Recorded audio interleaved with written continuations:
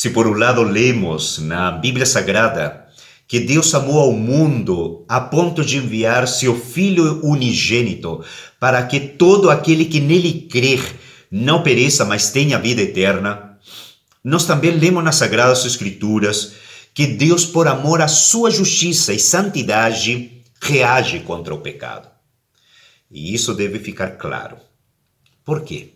Porque, lamentavelmente, temos a tendência de pensar que um Deus de amor não deveria ter absolutamente nenhuma reação contra o pecado. E isso certamente é um erro. Muitos, meus amados, chegam a pensar e até professar que Deus demonstraria mais claramente o seu amor se simplesmente ficasse quietinho diante das transgressões à sua santa lei. Mas é esse o Deus da Bíblia? Claro que não. Deus não é a projeção de nossos desejos pecaminosos, jamais. Então, pastor, como é o Deus da Bíblia? Primeiro, o Deus da Bíblia é soberano. Deus é soberano. Pois bem, quando nós falamos a respeito da soberania divina, nós estamos destacando a superioridade de Deus. Mais uma vez, nós estamos destacando a superioridade de Deus. E não se esqueçam que Deus é soberano precisamente porque Ele é superior. Ninguém pode alegar soberania se não for superior. Isso é algo óbvio, não é verdade? Pois bem, mas Deus é superior a quê? Obviamente, Deus é superior à sua criação. Deus é superior ao universo, pois Ele é o Criador de toda a realidade visível e invisível. Deus e unicamente Deus. Pois bem, avancemos. Deus também é superior às chamadas leis naturais, pois foi Ele quem as estabeleceu, todas e cada uma delas. E digo mais, quando algo sai do padrão que Deus estabeleceu, esse agir extraordinário também foi decretado por Deus e é completamente controlado pelo ser divino. Não se esqueça disso. Por exemplo, o mar se abrir é um agir extraordinário de Deus. O machado flutuar, um ser humano andar por sobre as águas, é o agir de Deus sobre a sua criação. Deus, de fato, é superior. Em segundo lugar, quando nós falamos da soberania divina, nós estamos falando da autossuficiência de Deus. E esta palavra bonita quer dizer que Deus não depende de nada nem de ninguém além dele mesmo para ser quem ele é. Simples assim. Meus amados, imaginem um soberano que dependa de algo ou de alguém para ser o que ele é. Obviamente não passaria de um soberano de mentirinha, um soberano, entre aspas, de papel. Por outro lado, Deus é o único realmente soberano, pois Ele é o único realmente superior, o único que não depende de nada nem de ninguém para ser quem Ele é. Deus é soberano, Deus é absoluto. E já que Deus é superior, já que Deus é soberano, a vontade de Deus também é superior. Ou seja, Deus tem a capacidade de determinar todas e cada uma das ações de suas criaturas, absolutamente todas. Veja comigo, por favor, o que está registrado nas Sagradas Escrituras, Deus falando a cada um de nós.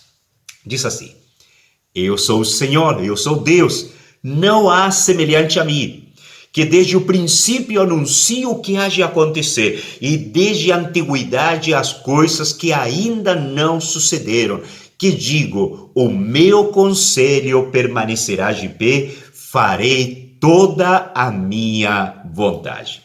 Isso se encontra em Isaías, capítulo 46, versículo 9 e 10.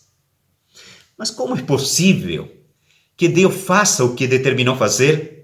Simples, precisamente porque a vontade dele é superior a toda e qualquer outra vontade. Bendito e louvado seja o nome do Senhor. A vontade de Deus é soberana. A vontade divina sempre é vencedora. Sempre, sempre. Pois a vontade de Deus é poderosa e eficaz. Mas o que significa isso? Simples. Significa que tudo que Deus planejou que acontecesse, certamente vai acontecer.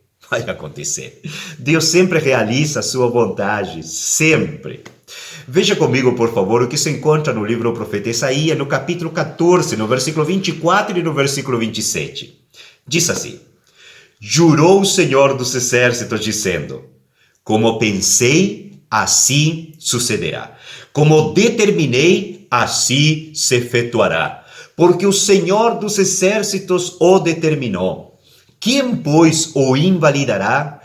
A sua mão está estendida. Quem, pois, a fará voltar atrás? Obviamente ninguém. Meus amados, há momentos em que parece que Deus está sendo vencido. Mas cuidado, é só aparência. Há momentos em que parece que as pessoas estão atrapalhando os planos de Deus. Mas cuidado, é só aparência. Vamos dar um exemplo para entender melhor o que nós estamos expondo. Veja bem que as pessoas que prenderam, julgaram e crucificaram nosso Salvador certamente pensaram que estavam destruindo o autor da vida. Não é verdade?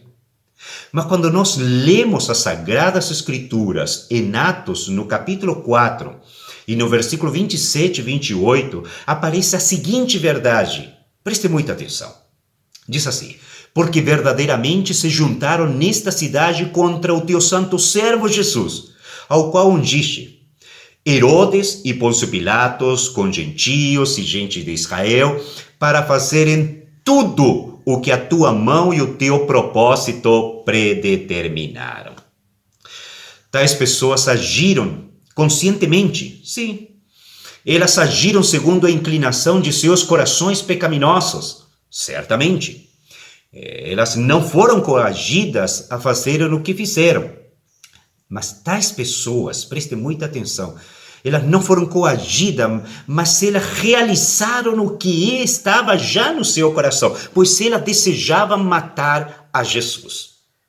E apesar de tudo isso, a Bíblia Sagrada deixa claro que fizeram tudo o que a mão do Senhor e o seu propósito predeterminaram.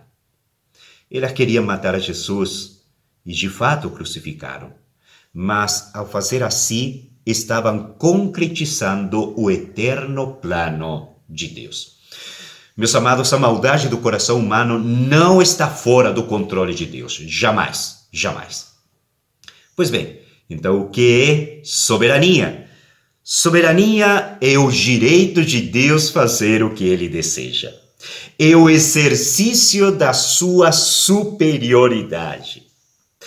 E para encerrar, eu gostaria que, por favor, lesse comigo o que se encontra registrado no livro do profeta Daniel, capítulo 4, e no versículo 35, onde diz assim: Todos os moradores da terra são por ele reputados sem nada.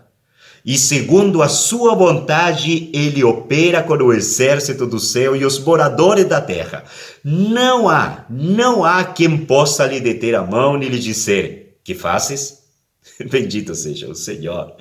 Adoramos ao Deus vivo e verdadeiro, Deus todo-poderoso, Deus soberano. Se ele prometeu, certamente irá cumprir. Esse é o nosso Deus. Pois bem, semana que vem nós vamos avançar mais um pouquinho e vamos ver a respeito da santidade divina, e dessa forma estaremos melhor equipados para responder biblicamente se Deus ama a qualquer custo ou não. Mas enquanto isso, gostaria de convidá-lo a agradecer a Deus por ele ter se revelado a nós, simples criaturas, e nós podermos encontrar tamanho conforto em saber que o Deus vivo e verdadeiro é um Deus soberano. Bendito seja o Senhor. Amém.